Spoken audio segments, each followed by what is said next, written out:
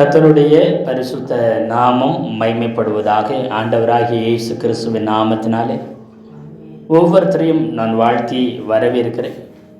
இந்த நாளிலும் கூட நாம் தியானத்துக்கென்று தெரிந்து கொள்ளப்பட்ட உவமை விலை உயர்ந்த முத்து அப்படிங்கிற உவமையை குறித்து நாம் இந்த நாளிலும் கூட தியானிக்க போகிறோம்.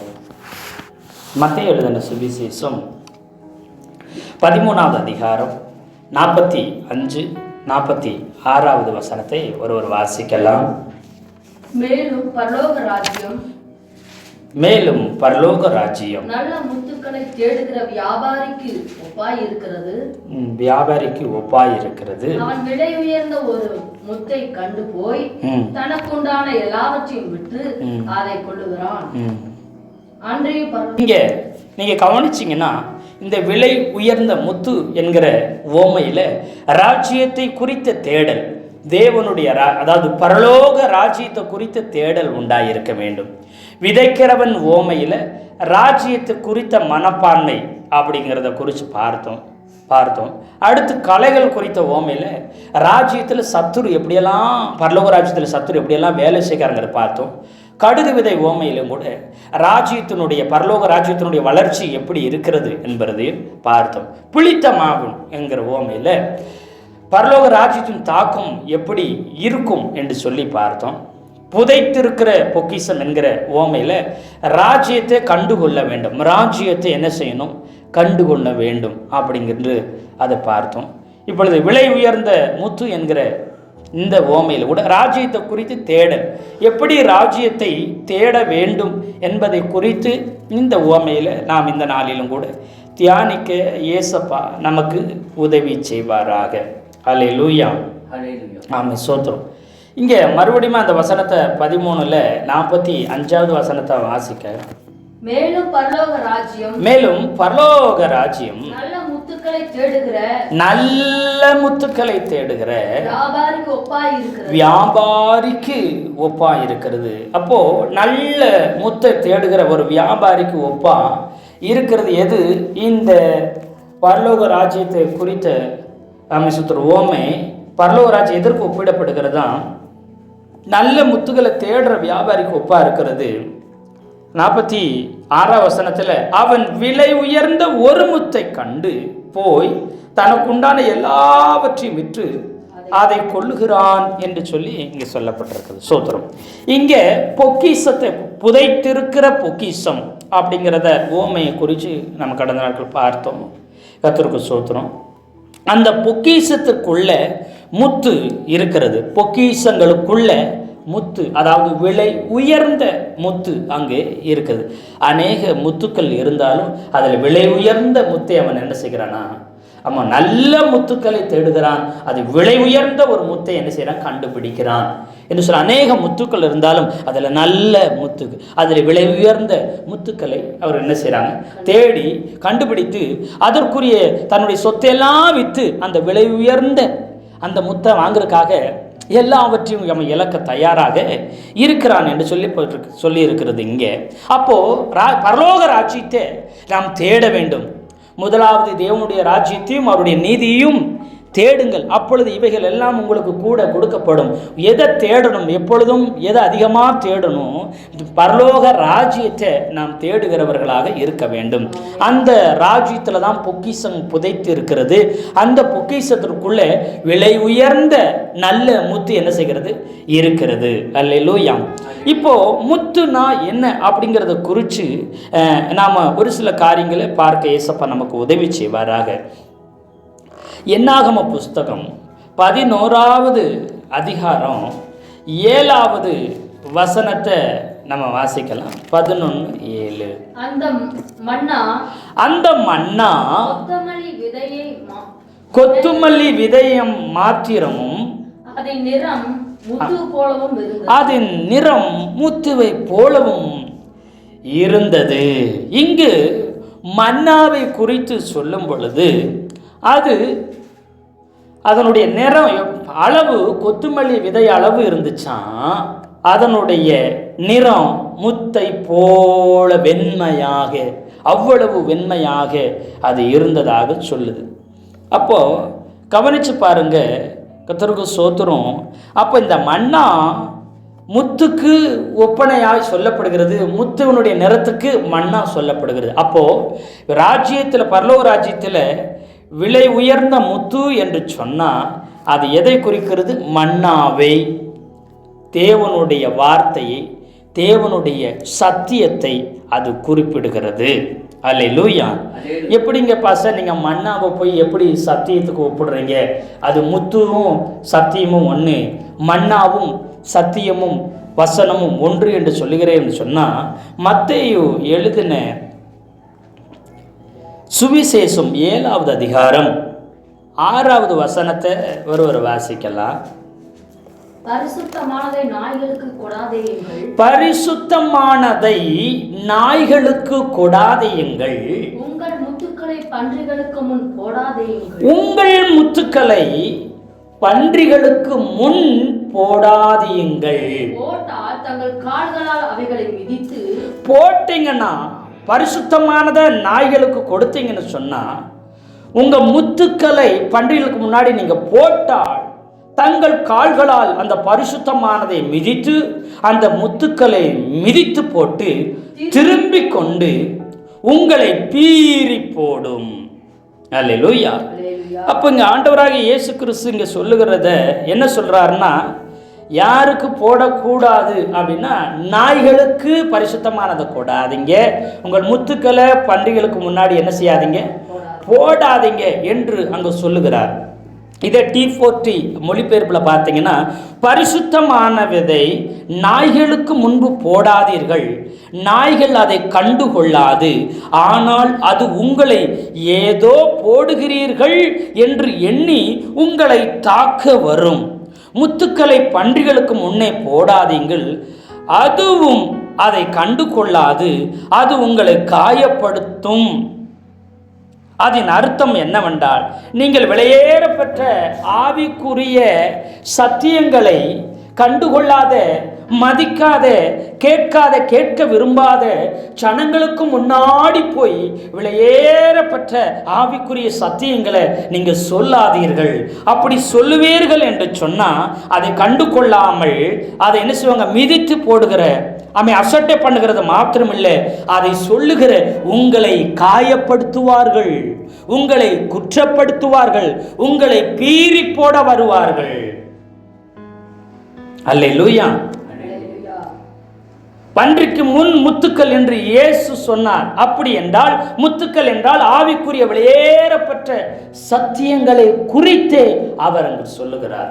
அநேக நேரம் அவர் போதிக்கும் போது வெளியேறப்பட்ட சத்தியங்களை ஓமை வடிவில், உருவகம் வடிமையில், எளிமையாக, ஒரு கதை போன்ற வடிவில் ரொம்ப எளிமையாக, மறைவான வெளிப்பாடுகளை, புரிந்து கொள்ள முடியாத சத்தியங்களை எளிமையாக அவர் போதித்த பொழுது, கற்றுக் கொடுத்த பொழுது, பரிசேயர், சதுசேயர், வேத பாரகர்கள், நியாய சாஸ்திரிகள் என்பவர்கள் எல்லாம் மிகவும் கடுமையாய் போதிக்க வேண்டியதை இவர் எளிமையாய், சிம்பிளாய் எல்லாத்துக்கும் போதிக்கிறாரே அப்படின்னு ஒரு பக்கம். இன்னொரு பக்கம், அப்படிப்பட்ட விலையேறப்பட்ட சத்தியங்களை இவங்களால ஏற்றுக்கொள்ள முடியவில்லை. இவங்க பாரம்பரியங்களை, மூட பழக்க வழக்கமான காரியங்களை கை கொண்டிருந்தவங்க சத்தியத்தை கை கொள்ள விருப்பம் இல்லை. அப்போஸ்தலன் பவுல் சொல்லும், சத்தியத்தை நான் உங்களுக்கு அறிவித்ததினால் சத்துருவானேனோ என்று அவர் சொல்லுகிறார். அநேக நேரம் சத்துருவாகிறதுக்கு காரணம் என்ன? நீங்கள் சத்தியங்களை போதித்து கொண்டிருக்கிறீர்கள் என்று அர்த்தம். சத்தியத்தை அறிந்தீங்கன்னா சத்தியம் உங்களை விடுதலை ஆக்கும். ஒரு கட்டப்பட்டிருக்கிற, அடிமையாக இருக்கிற ஒருத்தரை விடுதலை ஆக்க வேண்டும் என்று சொன்னால் சத்தியமே அவர்களை விடுதலை ஆக்கும். குமாரன் விடுதலை ஆக்கினால் மெய்யாகவே விடுதலை ஆவீர்கள். குமாரனால விடுதலை உண்டு. ஆவியானவர் எங்கே உண்டு அங்கே விடுதலை உண்டு. பரிசுத்த ஆவியானவராலும் விடுதலை உண்டு. அப்புறம் சத்தியத்தாலும் விடுதலை உண்டு. ஏன்னா அது ஊனையும் சுத்திரம் அது கருகு என்ன செய்து பிரிக்கிறதாய், வகையறுக்கிறதாய், இந்த வசனமானது, சத்தியமானது ஆவியும் ஆத்துமாவையும் என்ன செய்கிறதா, அது இரண்டை பிரிக்கிறதாய் இருக்கிறது என்று சொல்லி எபிரேயருக்கு எழுதின நிருபம் 4வது அதிகாரம் 12ஆம் வசனத்தில் தேவனுடைய வார்த்தையானது அது ஜீவனும் வல்லமையும் உள்ளதாயும் இரு புறமும் கருக்குள்ள எந்த பட்டயத்திலும் கருக்கானதையும் ஆத்துமாவையும் ஆவியையும் கணுக்களையும் ஊனையும் பிரிக்கத்தக்கதாக உருவ குத்துகிறதாயும் இருதயத்தின் நினைவுகளையும் யோசனைகளையும் வகையறுக்கிறதாயும் இருக்கிறது. தேவனுடைய வார்த்தை ஜீவனும் வல்லமை இருக்கிறது மாத்திரமல்ல, இருபுறமும் கருக்குள்ள எல்லா பட்டயத்தை விட அதிக கருக்கா அதிக சார்பா இருக்குமா. அப்படிப்பட்ட வார்த்தையானது வரும்பொழுது இரு புறமும் அது என்ன செய்யுங்க, வெட்டும். அது மாத்திரமல்ல, குத்துகிறதாயும், என்னதுன்னா கணுக்களையும் ஊனையும் பிரிக்கத்தக்கதாக உருவ குத்துகிறதாயும். பட்டயம் என்பது நுனியிலையும் சார்பா கூர்மையா இருக்கும், அதாவது குத்துகிறதுக்கு ஏதுவாக இருக்கும். அப்புறம் பார்த்தீங்கன்னா ரெண்டு பக்கமும் கருக்கு, ரெண்டு பக்கமும் வெட்டுற அளவுக்கு இருக்கும். முன்னாடி நுனிப்பகுதி குத்துகிறதாக இருக்கும், இரு புறமும் என்ன செய்யும், பட்டயம் வெட்டுகிறதாகவும் இருக்கும். இன்னொரு புறம் அதை பயன்படுத்துவதில் கையில் பிடிக்கப்பட்டிருக்கிறோம். அப்போ தேவனுடைய வார்த்தை குத்துகிறதாவும் இருக்கும், அது இருபுறமும் வெட்டுகிறதாவும் இருக்கும், அது சீர்பொருந்த பண்ணுகிறதாவும் அது வகை அறுக்கிறதாவும் இருக்கும். அப்ப தேவனுடைய வார்த்தையே இப்படித்தான் இருக்கும். எத்தனை பேர் ஆமென் சொல்றீங்க? அல்லேலூயா. அது குத்தும், அது என்ன செய்யுங்க, அது இருபுறமும் வெட்டும், அது என்ன செய்யுங்க, எல்லாத்தையும் வகை இருக்கும், எல்லாத்தையும் அது என்ன செய்யுங்க, சரி செய். இருதயத்தின் நினைவுகளின் யோசனையும் கூட அது வகை அறுக்கிறதா என்ன செய்கிறதுங்க, அது இருக்கிறது தேவனுடைய வார்த்தை. அநேக நேரம் சரியில்லாத காரியங்களை அது வெட்டமும் செய்யும், சரியில்லாத இருதயங்களை சரிபடுத்தும்படி அது குத்துகிறதாயும் இருக்கும். எத்தனை பேர் ஆமென் சொல்லுங்க? வசனம் குத்தும், இருபுறமும் வெட்டும், அது நாமை சரி செய்கிறதுக்கு, சீர்படுத்துகிறதுக்கு. அல்லேலூயா. அந்த வார்த்தைகளை கேட்கும் பொழுது தேவனுக்கு ஏற்ற துக்கம் உண்டாயிருக்க வேண்டுமே தவிர லௌகிக துக்கம் ஒரு நாளும் சத்தியத்தை கேட்டு வரவே கூடாது. தேவனுக்கேற்ற மனம் திரும்புதலுக்கு ஏற்ற துக்கம் உண்டாகும் பொழுது முன்பு அது துக்கமாயும் வருத்தமாயும் இருக்கும், பின்பு அது சந்தோஷமாகவும் மகிழ்ச்சியாகவும் என்ன செய்யுங்க, அது இருக்கும் என்று சொல்லி அப்போஸ்தலனாகிய பவுல் என்ன செய்கிறாரு, நம்ம நிருபங்களிலே அவர் சொல்லுகிறதை பார்க்கிறோம். அப்படி என்று சொன்னால் இது என்ன செய்யணும், சத்தியத்தை குறிக்கிறது முத்து அப்படிங்கிறத இங்கே விளக்கி அவர் சொல்லுகிறார். கர்த்தருக்கு ஸ்தோத்திரம். பழைய ஏற்பாட்டில் முத்து நிறமுள்ள மன்னா என்று குறிப்பிடுகிறது சத்தியத்தை, வசனத்தை என்ன செய்ய முத்துக்கு ஒப்பிட்டு அங்கே சொல்லுது. முந்தின ஓமைகள் ராஜ்யத்தின் பொக்கிஷங்கள் புதைத்து வைக்கப்பட்டிருக்கிறது. பரலோக ராஜ்யத்தினுடைய பொக்கிஷம் எல்லாம் புதைத்திருக்கு. எங்க புதைத்திருக்குதான்? வேதாகமத்துக்குள்ள புதைந்திருக்கிறது. பைபிளுக்குள்ள, பைபிள் ஒரு பெரிய பொக்கிஷம்.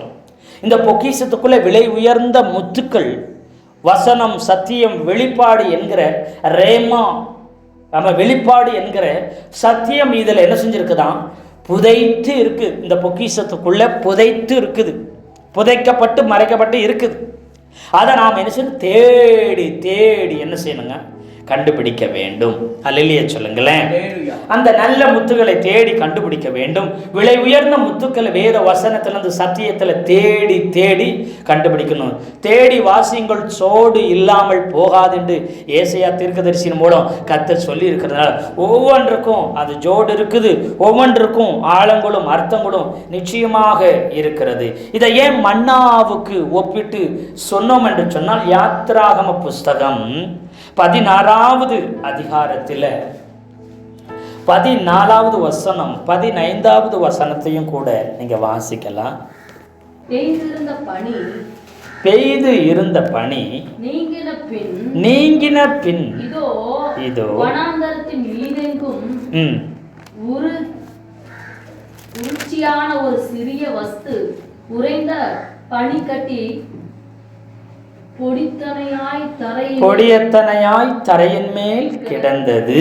அதாவது பெய்திருந்த பனி நீங்கின பின், அதாவது நீங்க 13ஆம் வசனம் சொல்லும்போது, சாயங்காலத்தில் காடைகள் வந்து விழுந்து பாளையத்தை மூடிக்கொண்டது, விடியற் காலத்தில் பாளையத்தை சுற்றி பனி பெய்ஞ்சு. சாயங்காலம் காடைகள் வந்து விழுந்ததான், பாளையத்தை வந்து மூடிக்கிடுச்சு. காலையில் விடியற் காலையில் பாளையத்தை சுற்றிலும் பனி பெஞ்சிச்சு.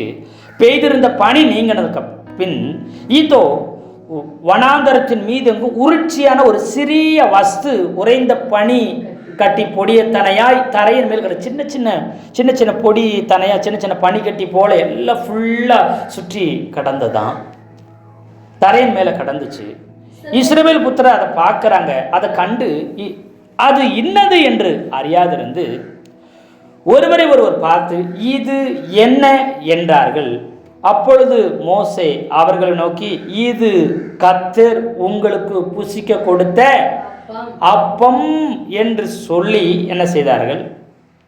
அவர் என்ன செய்றாரு, இது கர்த்தர் உங்களுக்கு புசிக்க கொடுத்த அப்பம், இது வானத்திலிருந்து பனி பெய்கிறது போல பனி போல பெய்து கீழே இறங்கி இருக்கிறது. ஏனென்று சொன்னால் அந்த அதிகாரத்தில் முந்தின பகுதியை பார்த்தேன்னு சொன்னால் அவர்கள் பார்த்தோன்னா முறுமுறுப்பாங்க. அவர்கள் என்ன செய்கிறாங்கன்னா, எங்களுக்கு என்ன செய்யணும், இறைச்சி வேணும் அப்படின்னு சொல்லி இங்கே கேட்குறாங்க. பாருங்க 16வது அதிகாரத்தில் பார்த்தீங்கன்னா 1வது வசனத்தில் சீன் வனாந்திரத்துக்கு அவங்க வந்தாங்க. அங்கே வந்தவொடனே வனாந்திரத்தை வந்தோடனே இஸ்ரவேல் சபையார் எல்லாரும் மோசைக்கு ஆரோனுக்கு விரோதமாக முறுமுறுக்கிறாங்க. அப்புறம் பார்த்தோன்னா நாங்கள் இறைச்சி பாத்திரங்கள் அண்டையிலே உட்கார்ந்தோம், அப்பத்தை திருப்தியாக சாப்பிடுற எகிப்து தேசத்திலே, ஆமாம் அப்பத்தை திருப்தியாக எகிப்தில் உட்காந்து நாங்கள் சாப்பிட்டோம். எப்படி இறைச்சி பாத்திரங்கள் அண்டையில் உட்காந்துக்கிட்டோம். இறைச்சினா என்ன செய்கிறாங்க, இறைச்சினா அதாவது என்ன சொன்ன கறிகளை இறைச்சிகளை அவங்க என்ன செய்தாங்க, பாத்திரத்தை வச்சுக்கிட்டு அப்பங்களை திருப்தியாக சாப்பிட்டோம், எகிப்தில் உட்காந்துக்கிட்டு சாப்பிட்டோம்னு அவங்க சொல்கிறாங்க. இங்கே கர்த்தர் கையில் செத்துன்னு போனால் தாவலைன்னு கேட்குறாங்க. இப்போ என்னத்தை கேட்குறாங்க, எங்களுக்கு இறைச்சியும் வேணும், எங்களுக்கு என்னமோ வேணும், அப்பங்களும் வேண்டும் என்று கேட்டாங்க. உடனே மோசே கர்த்தரிடத்தில் சொல்லி எழும்போது சொல்கிறார், கர்த்தர் சொல்கிறாரு, இங்கே பாரு, ஒரு நாள் இல்லை 2 நாள் இல்லை, நான் என்ன செய்வேன், ஒரு மாதம் முழுவதும் நான் உங்களுக்கு என்ன செய்வேன், ஆமை சுத்தம் நான் தருவேன் என்று சொல்லி அங்கே ஒரு ஆண்டவர் வாக்கு கொடுக்கிறார். அல்லேலூயா, அல்லேலூயா. ஆமாம், இவங்க இப்படியெல்லாம் முறுமுறுக்கிறாங்களே, நாங்கள் என்ன செய்ய முடியும், ஆமாம் அப்படின்னு கேட்டதுக்கு ஆண்டவர் சொல்லாரு, நான் இதை என்ன செய்கிறேன் என்று சொல்லி, அப்பொழுது நான் கர்த்தர்னு அறிஞ்சுக்கிறவங்கன்னு சொல்லி கர்த்தர் அற்புதங்களை அங்கு செய்கிறார். அல்லேலூயா, அல்லேலூயா. ஆமாம், சோத்திர கர்த்தருக்கு சோத்திரம். அங்கே அவர் சொல்லுகிறார். அப்படி சொன்ன உடனே இங்கே அந்த நாள் சாயங்காலத்திலேயே என்ன வருதுங்க, சாயங்காலத்திலே காடைகள் வருகிறது. அப்புறம் விடியற் காலத்தில் என்ன செய்து மண்ணா பொழிகிறது. இது என்னன்னு தெரியாமல் இது என்ன அது என்னதுன்னு தெரியாமல் இது என்னன்னு கேட்டாங்க. இது என்னன்னு அது கேட்டதுனால அதற்கு மன்னாவென்றே பேர் வைத்து விட்டார்கள். அல்லேலூயா, அல்லேலூயா. ஆமாம், பாருங்க இந்த 31வது வசனம், இஸ்ரவேல் வம்சத்தார் அதற்கு மன்னா என்று பெயரிட்டார்கள். அது கொத்துமல்லி அலைவாகவும் வெண்மை நிறமாக இருந்தது, அதன் ருசி தேனிட்ட பணியாரத்திற்கு ஒப்பாய் இருந்தது என்று சொல்லி அங்கு வேத வசனம் சொல்லுகிறது. அத்தோடு கூட இல்லாமல் 35வது வசனத்தில் பார்த்தீங்கன்னா, இஸ்ரவேல் புத்திரர் குடியிருப்பான தேசத்துக்கு வரும் மட்டும், கானானுக்கு போகும் மட்டும் 40 வருஷம் அளவும் மன்னாவை புசித்தார்கள். அவர்கள் கானான் தேசத்தின் எல்லையில் சேரும் வரைக்கும் மன்னாவை புசித்தார்கள். அல்லேலூயா. அப்படின்னா என்ன அர்த்தமா, ஒரு நாளுக்கு மன்னா சாப்பிட்டா பத்தாது, 2 நாளைக்கு மன்னா சாப்பிட்டா பத்தாது, கானானுக்கு போகிற வரைக்கும் அவர்கள் என்ன செய்தார்களாம், மன்னா சாப்பிட்டார்களாம். நம் இந்த பூமி வாழ்க்கை ஓட்டத்தை முடிக்கிற கடைசி தருணம் வரைக்கும் நம் சத்தியம்ங்கிற மன்னாவை இது என்னன்னு கேட்டு கேட்டு கேட்டு சத்தியத்தை என்ன செய்யணும், புசிக்க வேண்டும், சத்தியத்தை கற்றுக்கொள்ள வேண்டும், வெளிப்பாடுகளை பெற்றுக்கொள்ள வேண்டும். அல்லேலூயா, அல்லேலூயா.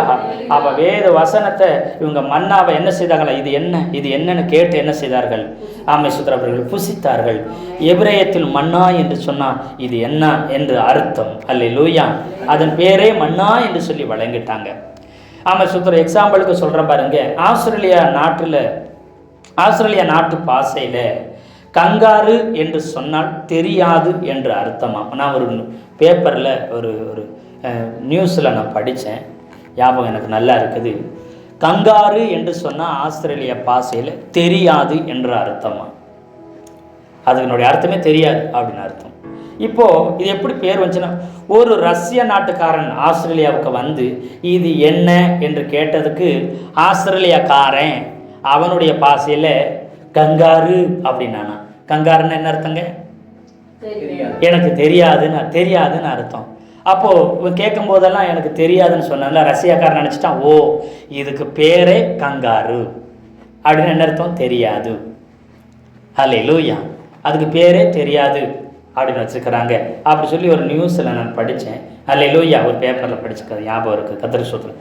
இந்த இவர்களும் மன்னான்னா இது என்ன இது என்னன்னு கேட்டனால இது என்னன்னே பேர் வச்சிட்டாங்க. அதுக்கு பேர் என்னங்க எபிரேயத்தில்? இது என்னங்கிறதுக்கு எபிரேயத்தில் மன்னா என்ற அர்த்தம். மன்னா அப்படின்னா இது என்ன அப்படின்னு அர்த்தம். அல்லேலூயா. அதே அப்பொழுது நாம் என்ன எல்லாம் தெரிந்தவர்கள் போல வேதத்தை தியானிக்கவோ ஆராய்ச்சி செய்யவோ படிக்கவோ கூடாது. ஆண்டவரே இது என்ன? சத்தியம் இது என்ன? இதனுடைய வெளிப்பாடு இது என்ன? ஆவியானவரை இதனுடைய ஆழம் இது என்ன? அப்படி கேட்கத்தான் நாம் திருப்தியாய் புசிக்கிறது போல நாம் திருப்தியாய் வெளிப்பாடுகளை ஒவ்வொரு நாளும் பெற்றுக்கொள்ள முடியும். நம் வாழ்க்கை முடிவு வரையும் இந்த மன்னா தேனிட்ட பணியாரத்தை போல இது திருப்தியாகவும் ருசியுள்ளதாகவும் இருக்கும். அல்லேலூயா. அது வாஞ்சையாய் ஆவலாய் இதை புசிக்க இதை படிக்க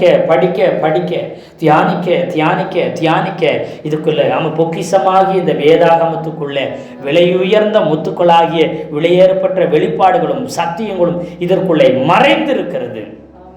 எத்தனை பேர் ஆமென் சொல்றீங்க? அல்லேலூயா. இதற்குள்ள இருக்கிற என்ன ரகசியம் இருக்குது, என்ன வெளிப்பாடு இருக்குது ஆண்டவரே, என்ன மறைபொருள் இருக்கு ஆண்டவரே, எல்லாத்தையும் எங்களுக்கு வெளிப்படுத்தி எங்களுக்கு வெளிப்படுத்தி தாரும் என்று சொல்லி நம்ம கேட்க கர்த்தர் சத்தியங்களை ரேமாக்களை வெளிப்படுத்த அவர் போதுமானவராய் இருக்கிறார். அதனால் இதை கடமைக்காக நம்ம என்ன செய்யக்கூடாது, இதை வாசிக்கவோ இது படிக்கவோ இது கடமைக்கென்று நம்ம சொல்கிற பகுதியாக அதிகாரமாக கொஞ்சமாக அங்கேயும் இங்கேயுமாக வாசித்து விட்டுட்டு போகவே கூடாது. அல்லேலூயா. ஆமாம் சோத்ரே. என்ன கேட்டிங்கன்னா இதிலிருந்து ஜீவ ஊற்றானது வெளிப்படுகிறது. கர்த்தருக்கு ஸ்தோத்திரம். இதை இப்படிப்பட்ட வெளிப்பாடுகளை ரேமாக்களை ரகசியங்களை நம்ம கூகுள்லையோ யூடியூப்லேயோ ஃபேஸ்புக்கில் போய் ரகசியத்தை வெளிப்பாட்டை போய் தேடக்கூடாது. தேடினாலும் கிடைக்காது. அது கர்த்தரிடத்திலிருந்தே அது வெளிப்படுகிறதா இருக்கிறது. ஆவியானவரே அதை நமக்கு வெளிப்படுத்துகிறவராய் இருக்கிறார்.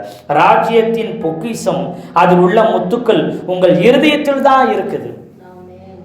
எங்க இருக்குது? இருதயத்துக்குள்ள இருக்குது. எப்படிங்க? இந்த வேதத்துல நீங்க தேட பரலோக ராஜ்யம் நம்முடைய இருதயம். அந்த இருதயத்துக்குள்ள என்ன இருக்கு? பொக்கிஷமாகிய வேத வசனம் இருக்குது. அந்த வேத வசனத்துக்குள்ள நாம் என்னத்துக்கு தேடணும்? வெளிப்பாடுகளை தேட வேண்டும். அல்லேலூயா. இந்த வேதத்துல இங்க இல்லாம பரலோக ராஜ்யங்கிறது நம்ம இருதயம். நம்ம இருதயத்துல எதை வைக்கணுங்க? நம்ம வேத வசனங்களை சத்தியங்களை உள்ள வச்சு அது பொக்கிஷமாய் நம்ம இருதயத்துக்குள்ள இருக்கும். இந்த இருதயத்துக்குள்ள இருந்து விலை உயர்ந்த முத்துக்குள்ளாகிய சத்தியங்களை நாம தேடும் பொழுது கர்த்தர் இருதயத்திலிருந்து ஜீவ ஊற்று வெளிப்பட வைப்பார். விலை உயர்ந்த முத்துக்களை வெளிப்பட வைப்பார். எத்தனை பேர் ஆமென் சொல்றீங்க? அப்ப இந்த ஜீவ ஊற்று உன் இருதயத்தை எல்லா காவலோட உன் இருதயத்தை காத்துக்கோ. அதனிடத்து நின்று ஜீவ ஊற்று என்ன செய்கிறதா? புறப்படுகிறதா இருக்கிறது. நீதிமொழிகள் வசனம் சொல்லுகிறது. அதைத்தான் ஆண்டவராகிய இயேசு கிறிஸ்துவும் சொன்னார். பேதுரு, யோவான், பவுல் போன்றவர்கள் நிருபம் என்கிற எவ்வளவோ விலை உயர்ந்த முத்துக்களை எழுதி வச்சுட்டு போனாங்க. வெளிப்பாடுகளை சத்தியங்களை ரேமாக்களை எழுதி வைத்துட்டு போனார்கள். எத்தனை பேர் ஆமென் சொல்றீங்க? அல்லேலூயா. ஆமா. இந்த வெளிப்பாடுகள்லாம் அவங்க செபிக்கும் பொழுது ஆண்டவருடைய சமூகத்தில் இருக்கும் பொழுது அவர்கள் தேவனுடைய பரலோக ராஜ்யத்தில் இருக்கிற பொக்கிஷத்தை அதிகமாய் ஆர்வமாய் அவர் சொன்ன சத்தியத்தை அவர் சொல்லி போன உவமைகளை அவர் சொல்லி கொடுத்த அமைச்சர் போதனைகளை தன் இருதயத்தில் பதித்து வைத்து அதில் அவங்க தேட ஆரம்பிச்சாங்க. வெளிப்பாடுகள் வெளிப்பட ஆரம்பித்தது. எத்தனை பேர் ஆமென் சொல்றீங்க? ஆவிக்குரிய சத்தியத்தை படிக்காத பேதுரு முதல் படித்து பண்டிதனாய் விளங்கின பவுல் வரையிலும் என்ன செய்தார்? சத்தியத்தை வெளிப்பாடுகளை ஆண்டவர் கற்று கொடுத்தார். எத்தனை பேர் ஆமென் சொல்றீங்க? அல்லேலூயா. அவர் பாரபட்சம் இல்லாத தெய்வம். அவர் விரும்புகிற வாஞ்சிக்கிற எல்லாருக்கிடத்திலையும் ஆவிக்குரிய சத்தியத்தை வெளிப்பாடுகளை மறைபொருளை அவர் வெளிப்படுத்த போதுமானவராக இருக்கிறார். ஏனென்று சொன்னால் வேத வசனம் 1 பேதுரு 1:23 வசனத்தில் பேதுரு பாருங்க அருமையா சொல்லி வச்சுக்கிறாரு. அழிவுள்ள வித்தினாலே அல்ல, அழிவு உள்ள வித்தினாலே அல்ல, என்றென்றைக்கும் நிற்கிறதும் ஜீவன் உள்ளதுமான தேவவசனமாகிய அழிவில்லாத வித்தினாலே மறுபடியும் ஜெனிப்பிக்கப்பட்டிருக்கிறீர்களே என்று படிப்பு அறிவு இல்லாத படிக்காத பேதுரு ஒரு பயங்கரமான வெளிப்பாட்டை எழுதி வச்சுக்கிறார். என்ன அப்படின்னா, அழிவு உள்ள வித்துனால நீங்க பிறக்கல, என்றென்றைக்கும் அழியாத வித்து, என்றென்றைக்கும் நிலை நிற்கிற வித்து, என்றைக்கும் ஜீவனுள்ள வித்தாய் இருக்கிறது எது என்று சொன்னா தேவ வசனம். அந்த வசனம் அழிவில்லாத வித்து, அந்த அழிவில்லாத வித்தாகிய வேத தேவ வசனத்தினாலே மறுபடியும் நாம் பிறந்திருக்கிறோம் என்று சொல்லுகிறார். அல்லேலூயா சொல்லுங்களேன். அன்று ஆதியாகமம் 1 தேவனுடைய வார்த்தையினால என்ன ஆணும் பெண்ணுமாய் என்ன செய்யணும் சிருஷ்டித்தார், உண்டாக்கினாரா மனுஷர்களை.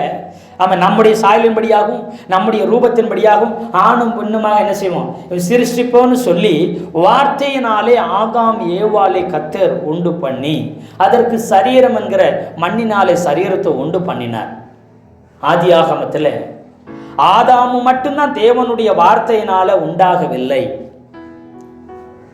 இன்றைக்கு இயேசு கிறிஸ்துவுக்குள்ள மறுபடி பிறந்திருக்கிற நீங்களும் அழிவு உள்ள வித்தினால பிறக்கல, என்றென்றைக்கும் அழியாததும் நிலை நிற்கிறதுமான ஜீவன் உள்ளது, என்றைக்கும் ஜீவன் உள்ளதுமான தேவ வசனமாகிய அழிவு இல்லாத வித்தினால பிறந்திருக்கிறீங்க. உங்களுக்கு அழிவு இல்லை. எத்தனை பேர் ஆமென் சொல்றீங்க? அல்லேலூயா. அழிவு உள்ள வித்துல பிறந்தவங்க அழிஞ்சிருவாங்க.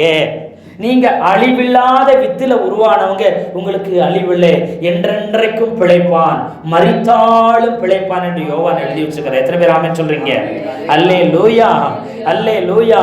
அப்ப அழிவில்லாத வித்துனால நாம் மறுபடியும் பிறந்து இருக்கிறோம். ஏனென்று சொன்னா அடுத்தங்க கீழே சொல்லுவோம், மாம்சம் எல்லாம் புல்லை போலவும் மனுஷருடைய மகிமையெல்லாம் புல்லின் பூவை போலும் இருக்கிறது. புல் உலர்ந்து போகும், பூவும் என்ன செஞ்சு உதிர்ந்து போகும், மாம்சம் புல்லு மாதிரி போயிடும். என்ன செய்யுது, மனுஷருடைய மகிமை பூவை போல என்ன செய்யும் உடனே விழுந்து உள்ளாம போயிடும். மாம்சம் புல்லை போல உலர்ந்து போயிடும், அது மனுஷனுடைய மகிமை பூவை போல உதிர்ந்தும் போயிடும். ஆனால் மறுபடியும் அழிவில்லாத வித்தினாலே பிறந்திருக்கிற நீங்கள், உங்கள் வசனம், நீங்க பிறந்திருக்கிற அந்த வசனம் என்றென்றைக்கு நிலைத்திருக்கும். எத்தனை பேர் ஆமென் சொல்றீங்க? வசனம் நிலைத்திருக்கும் என்று சொன்னா அந்த வசனத்தால பிறந்திருக்கிற நீங்களும் என்றென்றைக்கும் நிலைத்து இருப்பீர்கள் என்று சொல்லுகிறார். எத்தனை பேர் ஆமென் சொல்றீங்க? இப்படி ஒரு பெரிய விலையேறப்பட்ட வெளிப்பாடை அப்போஸ்தலனாகிய பேதுரு படிக்காத அவர் ரொம்ப சிம்பிளாய் போதித்து விட்டு போயிட்டார். எத்தனை பேர் ஆமென் சொல்றீங்க? அல்லேலூயா, அல்லேலூயா. அப்போ அவர் பாரபட்சம் பார்க்கிற தேவன் அல்லவே.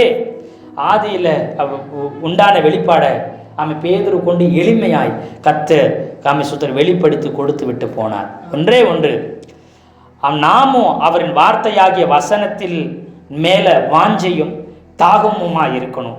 விலை உயர்ந்த முத்தாகிய வெளிப்பாடு சத்தியத்தை நாம் என்ன செய்யணும், ஆர்வமாய் வாஞ்சையாய் பரலோக ராஜ்யத்தில் பொக்கிஷத்தில் நடுவில் நாம் அவருடைய வசனத்தை தேட வேண்டும். எத்தனை பேர் ஆமென் சொல்றீங்க? அல்லேலூயா, அல்லேலூயா. ஆமாம், சூத்திரம். ஏன் விசேஷத்த கூட்டங்கள், சிறப்பு கூட்டங்கள், உபவாச கூட்டங்கள், வேத வசன கூட்டங்கள், சத்திய போதனை கூட்டங்கள் ஏன் தெரியுமா? இந்த கூட்டங்கள் இல்லை. இப்படிப்பட்ட கூட்டங்கள் எதற்கு? விலை உயர்ந்த முத்துக்களை நாம் பரிமாறிக்கொள்ளவும் நாம் பெற்றுக்கொள்ளவுமே இப்படிப்பட்ட வெளிப்பாடுகளை பெற்றுக்கொள்றதுக்காக விசேஷ கூட்டங்களை தேவன் நமக்காக ஏற்படுத்தி வைத்திருக்கிறார். தேவனிடத்தில் பட்சபாதம் இல்லை. எவ்வளவுக்கு எவ்வளவு காத்திருக்கிறோமோ அவ்வளவுக்கு அவ்வளவு வெளிப்பாடு கிடக்கும். அவரிடம்தான் வெளிப்பாடு வரும், இவரிடம் தான் வெளிப்பாடு வரும்னு கிடையாது. அந்த வெளிப்பாடு எனக்கு வேணும், இதுதான் வேணும்னு அல்ல. வேதத்தின் வெளிச்சமும் வெளிப்பாடும் கேளுங்க, அது உங்களை சிறப்பாக வாழ வச்சிடும். ஆண்டவர்கிட்ட கேட்கணும், என்னோட வேதத்தின் வெளிச்சத்தை எனக்கு கொடுங்க, வேதத்தின் வெளிப்பாடுகளை எனக்கு தாங்கன்னு கேளுங்க. அது உங்களை மிக சிறந்தவர்களாக உங்களை வாழ வைக்கும். வசனம் உங்களுக்குள்ள வெளிச்சத்தை கொடுக்க கொடுக்க உங்களுக்குள்ள இருக்கிற இருளானது மறைந்து போகும். உங்களுடைய வாழ்க்கையில் இருக்கிற இருளானது மறைந்து போகும். அப்புறம் வெளிச்சம் உண்டாகும், செழிப்பு உண்டாகும். அது அமைச்சர் செழித்து வளர ஆரம்பிக்கும். தாகம் உள்ளவர்களாய் இருங்க. தாகம் உள்ளவர்கள் மேலதான் கர்த்தர் தண்ணீரை ஊற்றுகிறவர்களாய் இருக்கிறாங்க. அதிக நேரம் வேதத்தோட நீங்க நேரம் செலவிட செலவிட செலவிட அதிக அதிகமான வெளிப்பாடுகளை கர்த்தர் உங்களுக்கு கொடுப்பார். கொடுக்க கொடுக்க கொடுக்க கொடுக்க அதை நீங்க எழுதி எழுதி எழுதி எழுதி வைங்க. அந்த எழுதி வைக்கிற உங்களுக்கு கொடுக்கப்பட்ட வெளிப்பாடானது அது சந்ததி சந்ததிக்கும், அது தலைமுறை தலைமுறைக்கும் அது ஆசீர்வாதமாக என்றென்றைக்கும் அது நிலை நிற்கிறதா இருக்கிறது. அல்லேலூயா, அல்லேலூயா. அப்படி நாம் கர்த்தருடைய சமூகத்தில் இருந்து நாம் காத்திருப்போம்.